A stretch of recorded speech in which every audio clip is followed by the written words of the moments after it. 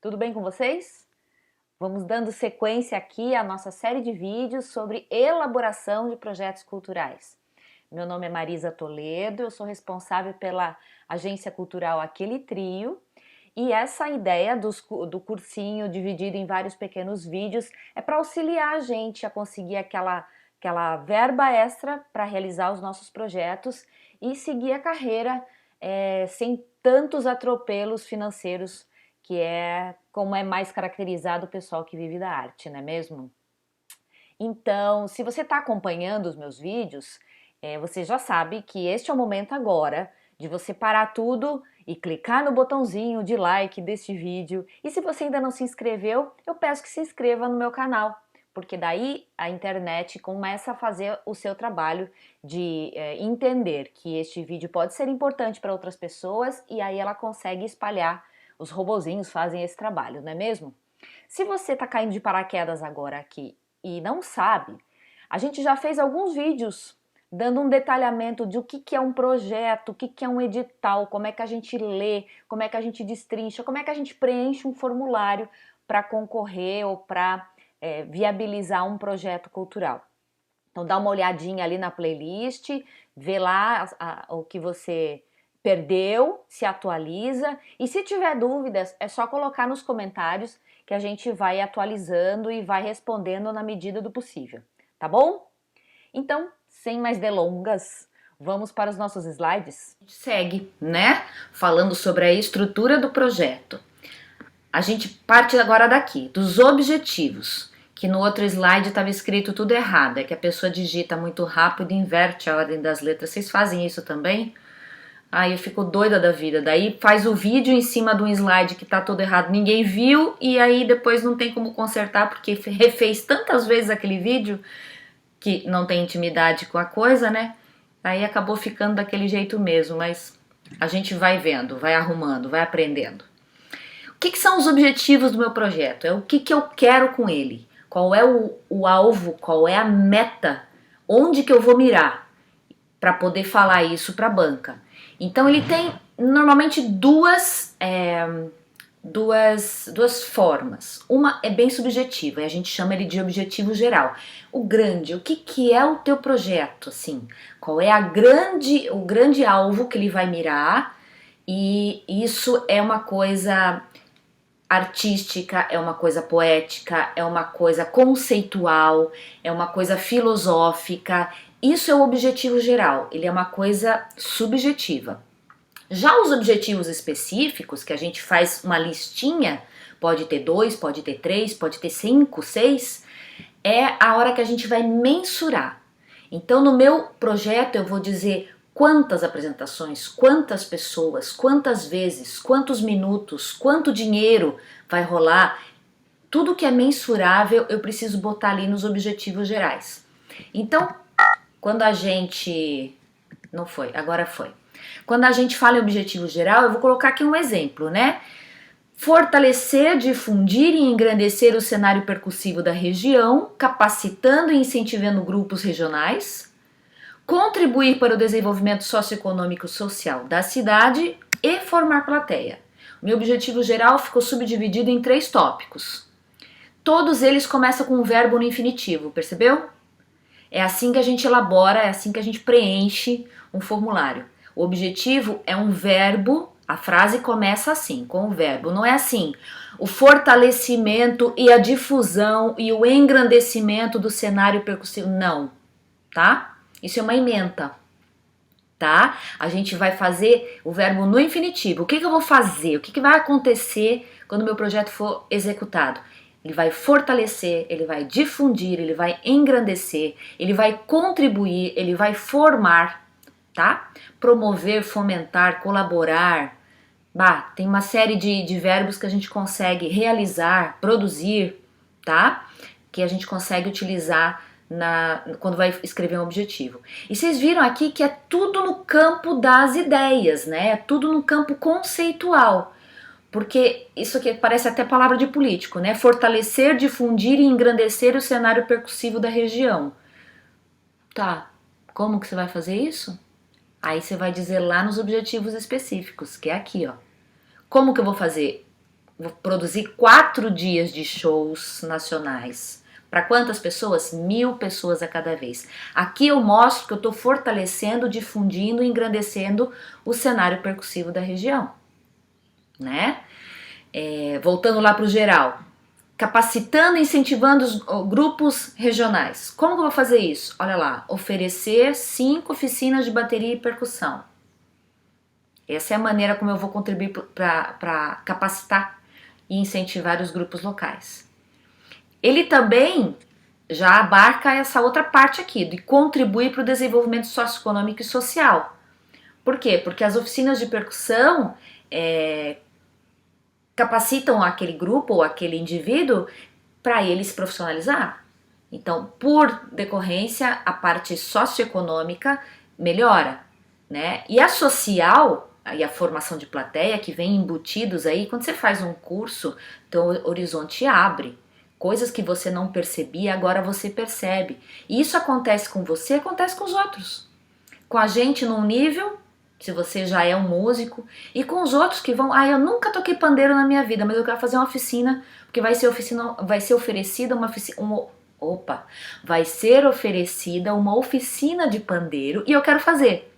E aí, ali na oficina, eu começo a enxergar outras coisas do fazer artístico, do meio musical, que para mim eram completamente desconhecidas. E isso me ajuda a entender a performance do meu artista. Então tá formando plateia também. Então se houver coerência entre o que você falou aqui e entre as coisas que você numerou, quantificou, especificou aqui, fechou. Tem inteireza de texto, tem coerência, né? A banca olha e diz, o cara sabe do que ele tá falando, ele não tá enchendo linguiça aqui, né? O outro ponto da estrutura são as etapas de trabalho. Então aqui a gente precisa dimensionar quanto tempo eu vou levar para realizar cada coisa. Então, se eu vou fazer uma oficina, vou fazer um festival de percussão que tem show e tem oficina, tem coisas que eu tenho que fazer antes, chama pré-produção, coisas que são do fazer mesmo, o festival acontecendo, a oficina acontecendo, e coisas que vão ficar para fazer depois. Por exemplo, desmontar o palco faz parte da pós-produção. Então a gente normalmente faz essa subdivisão, fica mais claro e dá uma organização interna, inclusive, né? Quem é produtor aí sabe que essas coisas precisam de uma certa... Se você tem uma equipe para trabalhar isso, não tá claro para a equipe, eles ficam rodando feito barata tonta, né? Então às vezes a organização tá na minha cabeça, mas não tá claro para os outros. A hora que a gente põe em pré-produção, produção e pós, é uma maneira de se organizar. E ali a gente já dimensiona quanto tempo eu vou levar. Então, no nosso festival, eu tenho aqui a pré-produção, eu digo que em 4 semanas eu faço, ou um mês, né? E eu elenquei algumas coisas. Isso varia de projeto para projeto, certo? É só para dar um exemplo aqui para a gente entender. Então, nessas 4 semanas, eu vou contratar a equipe de trabalho, que aqui inclui, pode ser a parte administrativa, a parte da comunicação, o pessoal da divulgação que vai pensar a arte gráfica do material, pode ser os próprios músicos, enfim. Essa contratação é uma coisa ampla, a gente pode definir ou pode deixar aberto. Assessoria de imprensa, começar a elaborar as estratégias, vamos fazer um release, vamos falar com a rádio tal, com a TV tal, vai lançar nos blogs, vai botar em portal de notícia, vai ter um lance online, vai ter uma live, não vai ter... Essas estratégias, um profissional específico da área de comunicação sabe fazer. Marisa, eu sempre me virei, sou eu que ligo lá pro jornal, sou eu que falo com o fulano, ele pede um release, eu faço um texto lá e mando, beleza? Muitos artistas fazem assim. E a gente, eu como artista, no meu grupo de música e tal, a gente trabalhou assim um tempo. Até o dia que eu experimentei trabalhar com assessor de imprensa. Gente, nunca mais eu quis não trabalhar. Eu reservo um espaço no orçamento para pagar esse profissional. Porque é tão melhor colocar isso na mão de uma pessoa que sabe, que é do meio, do métier, fazer... do que a gente fazer, que não tem... Na hora que você diz assim, nossa, paguei pouco, investi pouco nesse profissional, podia investir mais, sabe? É a mesma coisa quando a gente é confrontado com a nossa própria arte, sabe assim? Lá vou eu dar exemplo de música, né? Não posso fugir do meu universo. Quando você conhece uma pessoa que está super estruturada na vida já, ela tem um outro emprego, ela trabalha há 20 anos no mesmo lugar, tem um puta salário, mas ela toca violão no fim de semana. Toca bem, toca bem. E vai pro bar e toca e coisa e tal. E aí um dia alguém resolve contratar essa pessoa para ele fazer um evento, um jantar, um coquetel. E ele é um cara que tem uma outra profissão, a estrutura dele tá em outra vibe. Ele faz aquilo por hobby, faz bem, mas faz por hobby. E aí na hora do evento ele não sabe direito por onde começar. Que tipo de equipamento tem que ter, porque ele sempre tocou num ambiente menor, ou que tipo de coisas ele tem que prever antes, porque chega na hora, os caras estão organizando a cerimônia, não estão nem aí para ele. Então esse tipo de conhecimento da área, quem é da área conhece. Então, aí a gente vê a diferença daquele que faz da música um hobby, uma parte amadora, daquele que trabalha profissionalmente. É a mesma coisa com a assessoria de imprensa. Eu resolvi parar para fazer esse merchan aqui, porque quando a gente coloca esse material da comunicação, da divulgação na mão de uma empresa ou de um jornalista que trabalha com assessoria para cultura, a coisa muda de figura. A gente sobe alguns degraus, tá? Fica a dica. Outra coisa que a gente pode colocar como pré-produção, compra de passagem, reserva de hospedagem, tudo que a gente faz de planejamento, certo? A inscrição online, se vai ter inscrição para as oficinas, sabe? Planejamento prévio, estratégia é pré-produção. O que entra na produção em si? Aquilo que é o fazer do teu projeto. Se o teu projeto diz que vai ter show, como no nosso caso aqui é um festival, a produção é o próprio festival. Então, começa lá, tem várias coisas, né, na produção. Aqui eu não ia colocar tudo, mas só pra gente ter uma ideia. Montagem do palco aberto faz parte da produção. Credenciamento dos participantes, aquela coisa de chegar, pulseirinha ou crachá, conferir se o cara fez a inscrição, se tá tudo certinho, qual é a turma que ele vai frequentar, essa coisa toda, né? A divulgação em si pode estar na pré, pode estar na produção, né? E a realização do festival em si, então são os shows todas as noites, a montagem lá dos estandes, se vai ter venda de material, de literatura, né, musical, disco, enfim, agora essa coisa de disco tá meio ultrapassada, né? Mas enfim, ainda tem gente que comercializa vinil e CDs, tem gente que curte o encarte, tem CD player em casa, então enfim, né? As ideias ficam aí. Isso tudo, a montagem dessas banquinhas e tudo faz parte da produção, certo? O que é pós? Pós-produção acabou o nosso evento, o que é que agora tem que ser feito para que o meu projeto finalize? Porque eu vou ter que prestar conta, vocês lembram disso, né? Dificilmente eu vou receber o recurso e não vou contar para ninguém o que aconteceu. Não vou ter que depois me reportar a alguém para dizer foi assim, assado, assado. Então, eu nunca vi, né? Algumas prestações de contas, algumas pós-produções são mais simples, outras são mais complexas, mas sempre tem, né? Então, uma dica que eu dou aqui para pós-produção é contratar um profissional para fazer a compilação dos resultados do teu projeto. A gente chama de dados de impacto. Eu estou aprendendo ainda a trabalhar com isso, isso é uma coisa que tem sido exigida mais frequentemente pelas empresas e pelos governos de uns 2 anos para cá. Eles querem saber qual é o impacto, mas eles querem isso num gráfico. Eles querem isso numa porcentagem, sabe aquelas pizzas ou aqueles gráfico de barra? Eles querem saber isso. Que tipo de pesquisa você fez antes do teu projeto acontecer, durante e depois, para saber qual foi a diferença que o teu projeto fez na comunidade. Porque lá nos objetivos você diz que você ia difundir, contribuir, realizar, fazer acontecer, enfim. Eles querem saber depois com dados concretos como isso se deu. Eu tenho uma experiência bem particular. No nosso grupo a gente trabalhou com um espetáculo infantil. no ano passado. Aliás, é um espetáculo que existe desde 2014, já passou por várias edições. E a edição do ano passado, a gente incluiu no orçamento o pagamento de uma profissional em administração, que é da cultura, né? Tem essa coisa, né, de casar as funções para a tua arte, para o teu setor, né?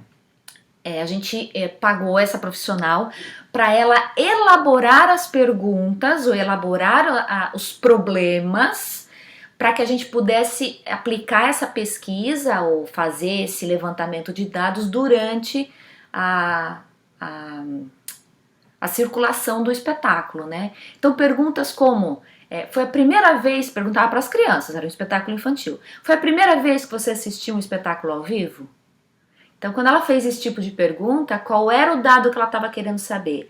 Se o nosso espetáculo foi necessário para que aquela criança tivesse um contato com a arte ao vivo. Porque se a gente não fosse lá e aquela criança nunca, se ela respondeu que foi o primeiro contato dela com o nosso espetáculo, se a gente não fosse lá, talvez demorasse mais tempo, 2, 3 anos, talvez ela saísse do período da infância e não tivesse tido contato com um espetáculo infantil ao vivo.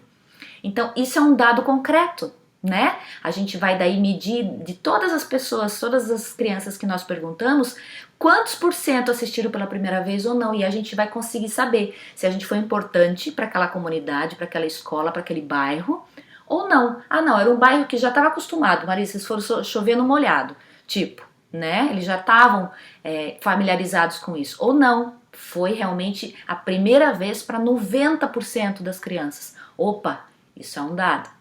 E isso qualifica muito o teu projeto, principalmente se você tiver continuidade.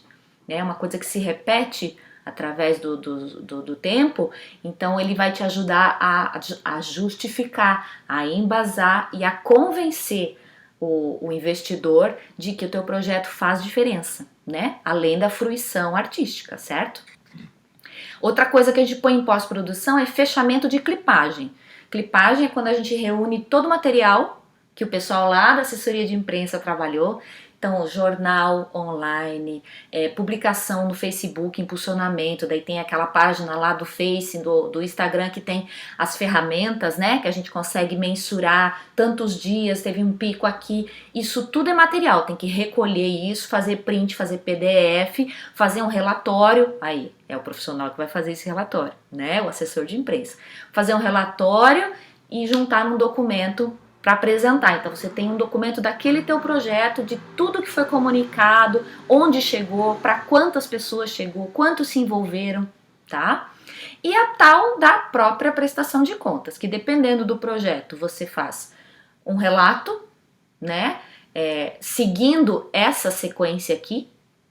Na pré-produção iniciamos os trabalhos no dia 3 de março, e não sei o que, vai vindo, e aí a produção aconteceu, o festival foi ser realizado, e assim você vai detalhando e escrevendo, né?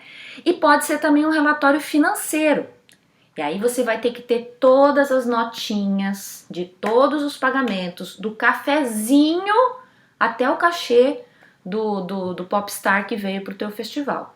Tudo tem que estar dentro do regramento, que estava escrito lá no edital, como é que tinha que ser. Então, se você observou lá, agora na hora de fazer a execução do projeto, você já fez todos os passos corretamente, porque você estava seguindo a tua bula, certo? E a prestação de contas vai então ser só o resultado de todo um trabalho que você já realizou. Não tem agora que queimar os neurônios para catar. Ai meu Deus, aquele documento eu não peguei, o que eu vou fazer agora? Não, já tá ali, você já fez, lá quando o cara veio, tudo certinho, tudo comprovado, a transferência foi feita para a conta correta, a data da transferência bate com a data da nota fiscal, não pode ter não pode ser, como é que diz? Não pode fazer a nota fiscal depois da transferência, essa coisa toda do regramento básico. E aí isso acaba entrando aqui na tua pós-produção. Você elenca isso aí. Beleza? É isso então, povo. Esse vídeo de hoje fica aqui. E se você quiser fazer alguma pergunta, reforço aqui, só colocar nos comentários, a gente vai dando um jeito de responder, tá bom? Beijo, até a próxima e tchau!